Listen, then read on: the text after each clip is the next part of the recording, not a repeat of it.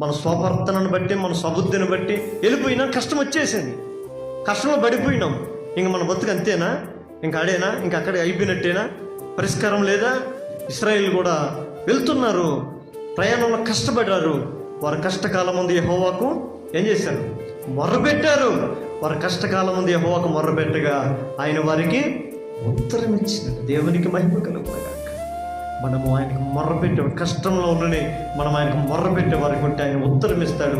ఉత్తరం ఇవ్వటే కాదు, వారు వేరొక నివాసం అంటే ఇప్పుడు ఎక్కడైతే నష్టం అనే యొక్క భూమిలో పడిపోయి ఉన్నారో, ఎక్కడైతే అశుభము లేదా క్షేమము లేని పరిస్థితి, నష్టము కలిగిన పరిస్థితిలో ఉన్నారో, అక్కడి నుంచి వేరే ఒక నివాసపురం చేరినట్లు వారిని చక్కని త్రోవల వారిని నడిపించను. వేరొక నివాసం అంటే ప్రజెంట్ ఇప్పుడు మనం ఉన్నటువంటి పరిస్థితులు బాగలేకపో ఉండొచ్చు, సరిలేనివై ఉండొచ్చు,